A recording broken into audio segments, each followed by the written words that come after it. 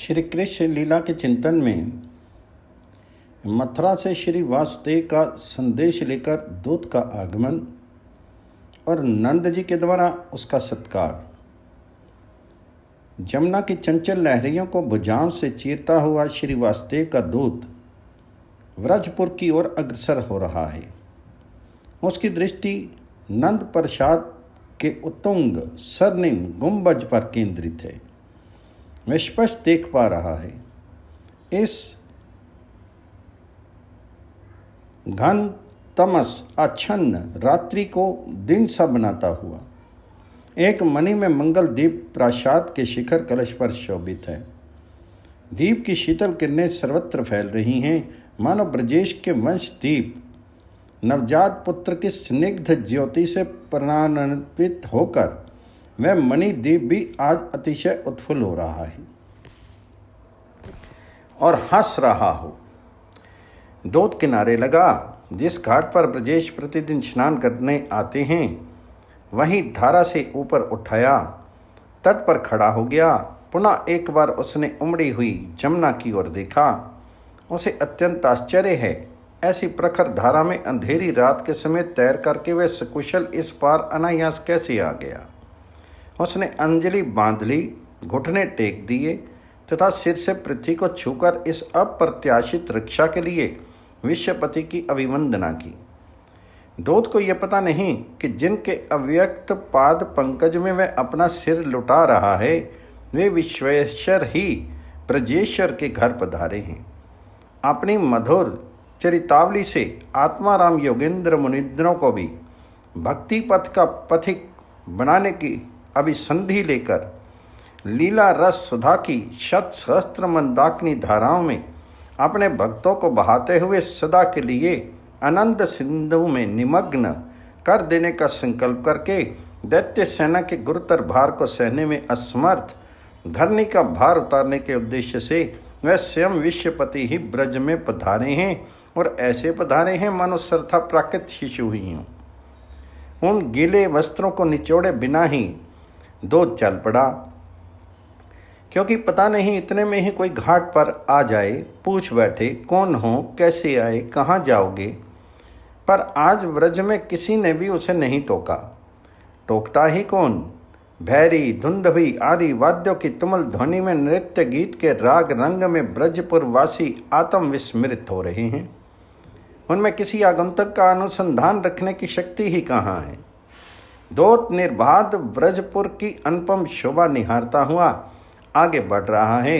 पुर का प्राचीर इंद्रनील मणि निर्मित है, मरकत मणि रचित गृहावली है, आच्छन्न छत स्वर्ण में है, स्तंभों का निर्माण प्रवाल से हुआ है, द्वार समूह पदम राग मणि के हैं, सर्वत्र मणि दीपों की पंक्तियां जगमग जगमग कर रही हैं। कोटि कोटि गोरीशी विभिन्न आभूषणों से भूषित होकर गोष्ठ में खड़ी हैं। कोटि कोटि गोवत्स समूह ब्रज के आनंद कलरव से प्रभावित होकर उछल रहे हैं। विविध श्रृंगार से सजे हुए गोपों के अद्भुत अलंकारों से आभूषित ब्रजांगनाओं के दल नृत्य गीत में संलग्न हैं। दूत देखकर चकित रह गया। इससे पूर्व कितनी बार संदेश लेकर वह ब्रज में आया है, पर आज की अनुपम शोभा देखकर तो वह एक क्षण के लिए भ्रमित हो गया। क्या नंद ब्रज में दिव्य गोलोक की संपदा का विकास तो नहीं हो गया है। दूत के पैरों में चलने की शक्ति नहीं रही। वह स्तब्ध खड़ा रह गया। वास्तव में तो बड़भागी दूत का यह भ्रम नहीं है, उसने परम सत्य का ही अनुभव किया है। सचमुच गोलोक का ही अवतरण हुआ है। किसी अचिंत्य शक्ति ने दूत में समय उपयोगी शक्ति का संचार किया। वह नंद द्वार पर जा पहुंचा, फिर द्वारपाल को साथ लेकर के वहां चला गया जहां ब्रजेंद्र अर्ध निमीलित नेत्रों से अपने इष्ट देव की उपासना कर रहे हैं, श्रीमन नारायण का ध्यान कर रहे हैं। दिन भर बंधु बांधवों का स्वागत सत्कार करके उनके आनंद नृत्य में सहयोग देकर अपरिमित रत्न राशि अन्न राशि लुटा करके असंख्यात गौदान करके अब 1.5 पहर रात बीतने पर वे एकांत उपासना के लिए अवकाश पा सके हैं। पर आज का ध्यान उनके लिए एक पहेली सा बन गया है। ब्रजेश अपनी संपूर्ण वृत्तियां एकत्र करके चाहते हैं श्रीमन नारायण के मकर कुंडल ज्योति से उद्भासित अमल कपोलों का, सुघड़ नासापुटों का, सुंदर नेत्रों का, घन कृष्ण कुंचित केश राशि का ध्यान करें। पर यह ध्यान ना होकर ध्यान होता है 6.5 पहर पूर्व भूमिष्ठ हुए अपने शिशु का। ब्रजेश के मानस पट पर शिशु के गंड युगल, उसके नासापुट, उसके नेत्र, उसकी कुटिल कुंतल राशि नाचने लगती है। गंड युगल तो मानो द्रवीभूत नीलकांत मणि के जल में 2 बृहत बुद्बुद उठे हों। नासापुट मानो कलंदी नीर के 2 बुद्बुद हों। नेत्र मानो 2 मुकलित नील उत्पल हों। कुंतल राशि की शोभा तो निराली ही है, मानो भ्रमरों का दल प्रचुर परिमाण में नव मकरंद राशि का पान करके अतिशय मत होकर के उड़ने की सामर्थ्य होकर के निश्चल अवस्थित हो। ब्रजेश के जीवन में यह पहला अवसर है कि उपासना के समय उसका मन नारायण में तन्मय नहीं हुआ। उन्होंने अथक चेष्टा की, बार बार वृत्तियों को तन्मय करना चाहा, पर आज तो वह शिशु हृदय पर अधिकार किए बैठा है। ब्रजेश की दृष्टि में यह महान अपराध हो रहा है। इष्ट देव की उपासना के समय पुत्र का चिंतन होना कदापि ग्राह्य नहीं, पर वश नहीं चलता। ब्रजेश हार कर आंखें खोल करके श्री नारायण नारायण करने लगे। इसी समय दूत ने चरणों में सिर रखा। देखते ही ब्रजेंद्र जान गए, भाई वासुदेव का गुप्त संदेश वाहक मेरा पूर्व परिचित है। अतिशय उत्कंठित होकर के ब्रजराज ने कुशल पूछी। दूत बोला, महाराज, निरशंस कंस के जीते जी निर्बाध कुशल कहाँ? मेरा ये वेश देखकर ही आप अनुमान कर लें। दिन के समय हम लोग नाव से पार नहीं हो सकते, कहीं भी नहीं जा सकते। इसी से रात में जमुना तैरकर इस पार आया हूँ। गीले वस्त्रों से ही सेवा में उपस्थित हुआ हूँ। तो श्री वासुदेव का समाचार देते हुए दूत ने कहा, श्रीमन, लगभग 7 पहर पूर्व की बात है। कंस कारागार में हमारी महाराज्ञी श्री देवकी जी के ने एक कन्या को जन्म दिया। उसी क्षण प्रहरी ने कंस को सूचना दी। वह दुष्ट दौड़ा आ पहुंचा। महाराज्ञी उस संध्योजात कन्या को अपने फटे आंचल में लपेटे हृदय से चिपकाए बैठी थी। कंस को देखकर रो पड़ी। दुख से अतिशय कातर होकर कंस का अनुनय विनय करती हुई बोली, मेरे भाई, एक बार मेरे मुख की ओर तो देख लो। मैं तुम्हारी छोटी बहन हूँ ना, मैं तुमसे भीख मांग रही हूँ।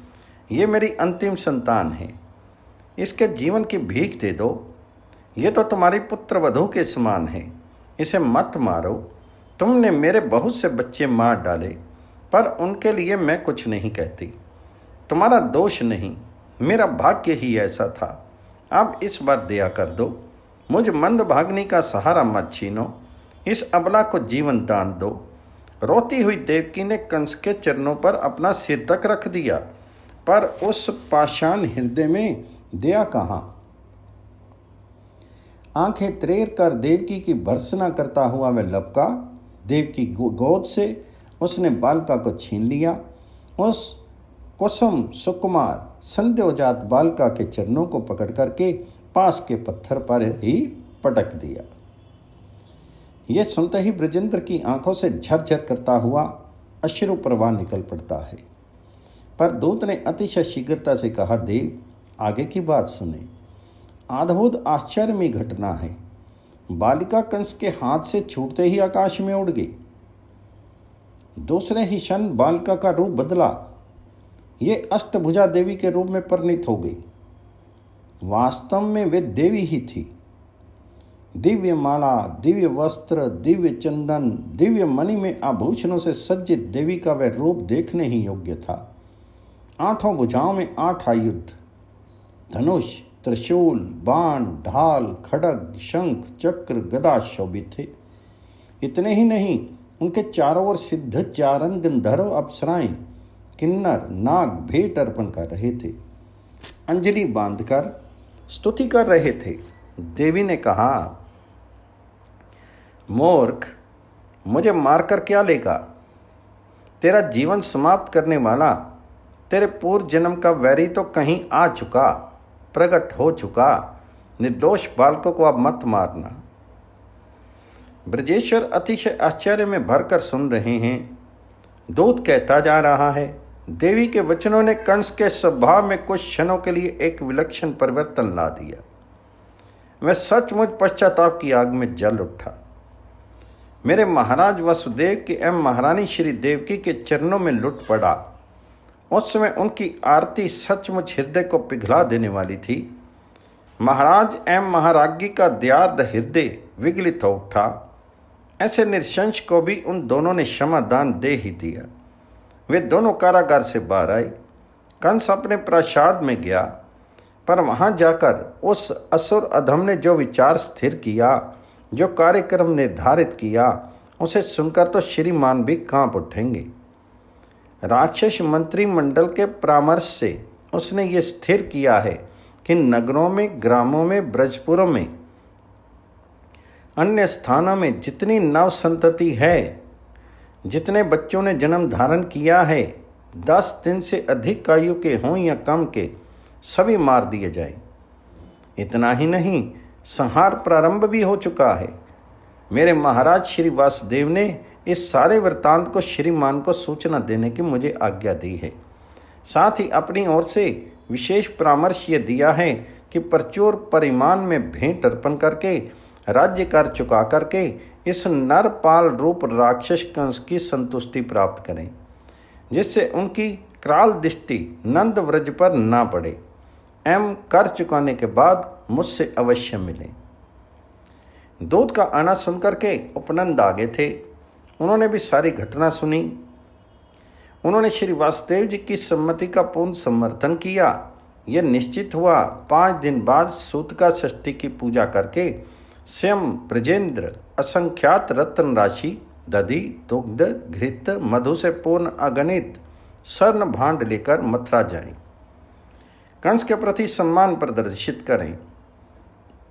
ब्रजेंद्र अब अपने हाथों दूत के गीले वस्त्रों को उतारते हैं, सूखे वस्त्र पहनाते हैं।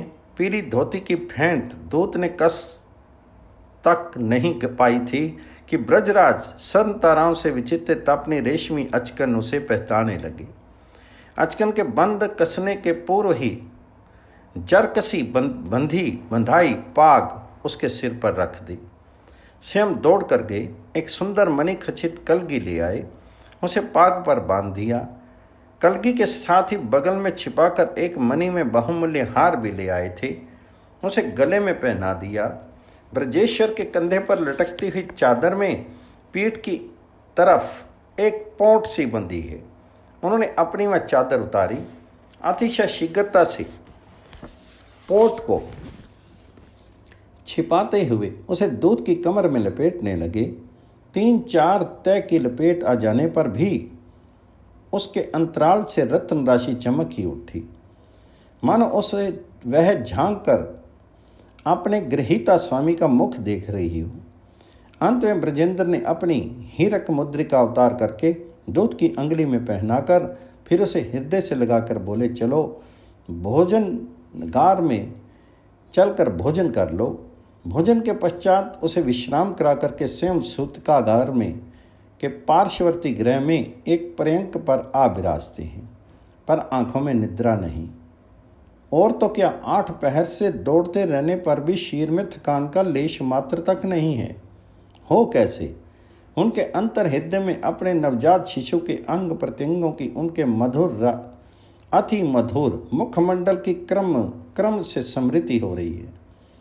प्रत्येक समृद्धि अपने साथ एक चिन्ह में अमृत रस स्तोत्र लिए आती है।